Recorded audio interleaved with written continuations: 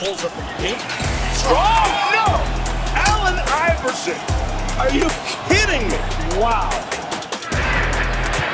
Iverson has Jordan. The crowd is into it. Allen shakes free. Gets two! QB Brown says there's nobody in the league quicker than you. Is there anybody that can stop you one-on-one? I don't think so. The answer. Iverson. Bothered by Lou. Iverson. Steps over Teron Lou. Bubba Chuck. Ball stolen by Bubba Chuck. Bubba Chuck, it's showtime. AI. And Allen's trying to bust a move on. Wow, he breaks his ankles and drills it. No matter what you call him, chances are your favorite player calls him an inspiration. Allen Iverson.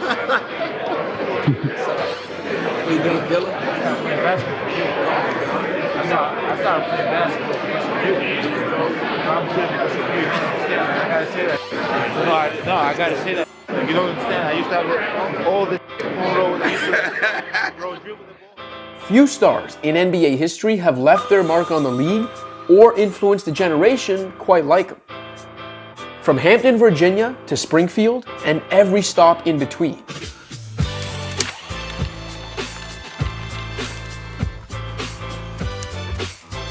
This is the story behind Allen Iverson.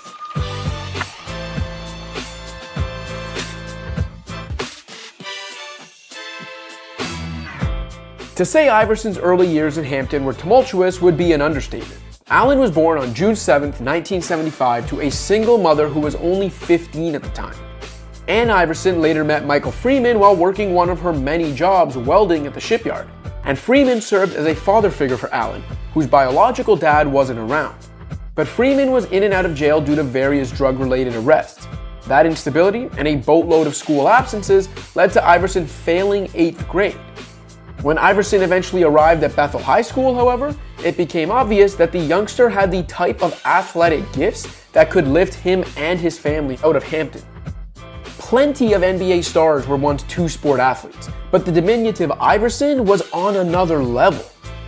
As a junior at Bethel High, AI won a state football championship while playing quarterback and multiple other positions, and won a state basketball championship as a point guard.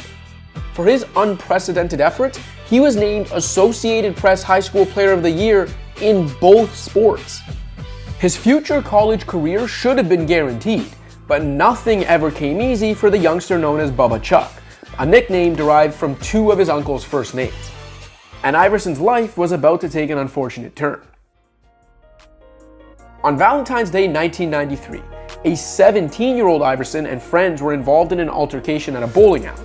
Iverson and his friends alleged that a white man used a racial slur, while the man in question claimed Iverson provoked him. In any event, the result was a melee that led to Iverson's arrest. It was alleged that Iverson threw a chair that struck a woman in the head. The aftermath divided Hampton, as Iverson and 3 black friends were the only people charged in the brawl. Making matters worse, the felony charge Iverson faced, maiming by mob, was originally designed to protect black people from lynchings in Virginia, but was now being used to seemingly single out young black men in a brawl against a group of white men.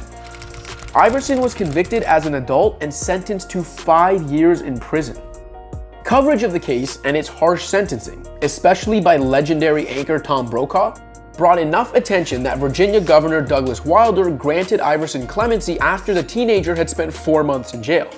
A couple years later, Iverson's conviction was overturned on account of insufficient evidence. Still, the damage to his reputation and potentially to his future was done. After being highly recruited in both basketball and football, and being considered the nation's top recruit in the former, Iverson's opportunities suddenly dried up. When I got into trouble,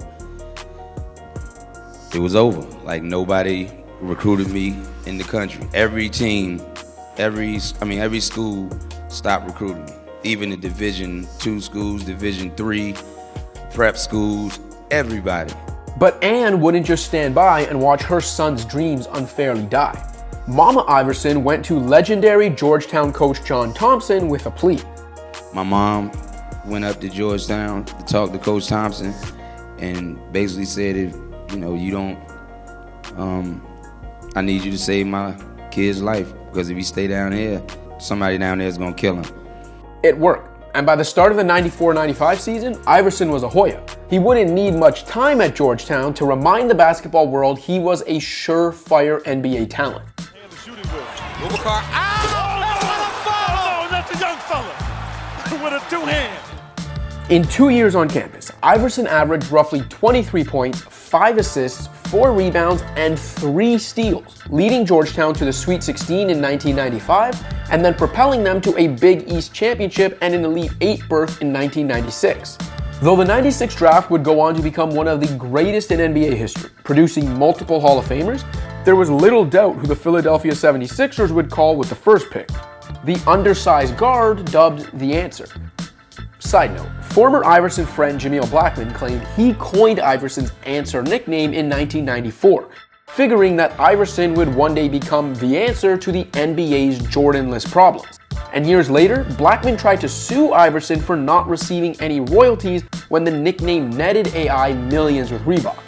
Anyway, the once proud Sixers had become the league's laughingstock, but Iverson, all 6 feet and 165 pounds of him, showed he was built to resurrect the franchise from the jump, literally. Iverson's pro career tipped off with one of the greatest debuts of all time, 30 points on 12 of 19 shooting. Later that season, his iconic crossover claimed its most famous victim. Iverson draws Jordan now. Watch this. Big, nice play, but watch out. Michael trying to stay with him here. Very quick move. He goes to left is right, and he comes up with a jumper. Knocks it down. The numbers would continue to pile up through AI's rookie season, but so too did the losses, as Philly limped to the finish line of a 60-loss season while Iverson took home Rookie of the Year honors. The foundation for a brighter future had been laid, however, with Iverson the pillar around which everything would be built in Philly. Though their franchise cornerstone did find himself in trouble with the law again in the summer of '97, when Iverson was slapped with drug and gun charges following a traffic stop. Nevertheless, the Sixers hired Larry Brown as head coach in 1997, and though they once again missed the playoffs in Iverson's sophomore season, the Answer had already proven he was the answer to Philly's prayers. So the organization rewarded him with a 6-year extension worth nearly $71 million before year 3. It immediately paid off. Iverson went from budding star to full-fledged superstar in the lockout-shortened '99 campaign, averaging 26.8 points per game to win his first of 4 scoring titles while leading Philly to its first playoff berth in 8 years. That year, Iverson also posed for what would become one of the most influential basketball magazine covers ever created, a photo shoot that helped transform him into a cultural phenomenon. It wasn't just that the smallest guy on the court played with the heart of a lion. It was also that the success couldn't change him. He was still Bubba Chuck from Hampton, Virginia, and he had no plans on ever being anyone else. Not everyone appreciated the look, though. To the younger generation of ball fans who understood the profound connection between hoops and hip-hop, and to a fraternity of players in a mostly black league, Iverson's unrelenting authenticity was inspiring. But to NBA higher-ups like David Stern, all they saw was cornrows, tattoos, chains, and baggy clothes. An unapologetic blackness that they worried could jeopardize their corporate partnerships. Case in point, while Slam was celebrating AI for everything he was, the league's official publication was trying to make Iverson everything he wasn't, famously airbrushing out his earrings, necklace, and neck tattoo for this 1999 shoot. There was nothing the NBA could do to mask Iverson's growing power on the court, though, and his ascension to legend status continued. In 1999-2000, he was the only thing keeping Shaq from becoming the league's first unanimous MVP. The 2000-2001 season would go down as Iverson's career year. AI won his second scoring title in 3 years, and claimed league MVP honors for dragging this Sixers team to 56 wins and the Eastern Conference's top seed. It was also during that career-defining season that Iverson gave another one of his trademark looks to basketball culture, albeit inadvertently. In January of 2001, the Sixers star began playing with what we now call a shooting sleeve to aid in his recovery from bursitis in his right elbow. You could say the accessory caught on over the years. The 2001 playoffs were merely a stage for the smallest MVP ever to further raise the bar, as Iverson and the Sixers survived back-to-back Game 7s against Toronto and Milwaukee, with Iverson winning legendary duels against Vince Carter and Ray Allen to draw the defending champion Lakers in the finals. Though Shaq and Kobe's Lakers cruised to the title, their one blemish in an unforgettable 15-1 playoff run came in the series opener against Iverson's Sixers. You know, everybody, counted us out, like I said. But, they thought we were going to get swept, and that's just like a slap in the face for everything that we worked for all year. LA may have won the chip, but ask anyone with a heartbeat what they remember about the 2001 NBA Finals, and you're only going to get one answer.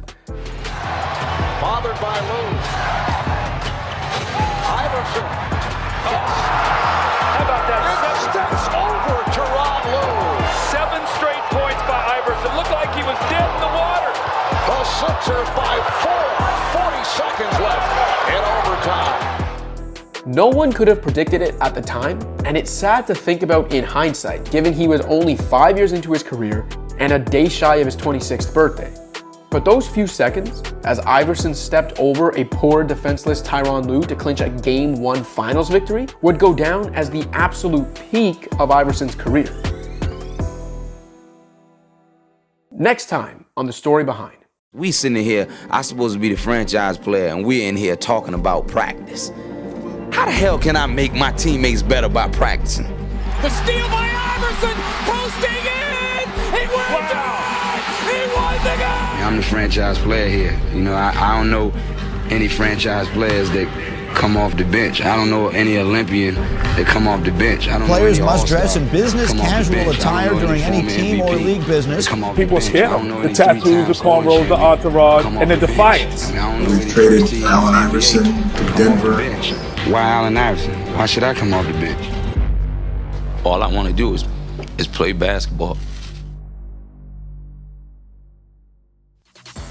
If you like what you've seen so far, make sure to tune in to part 2 of The Story Behind Allen Iverson, coming April 9th.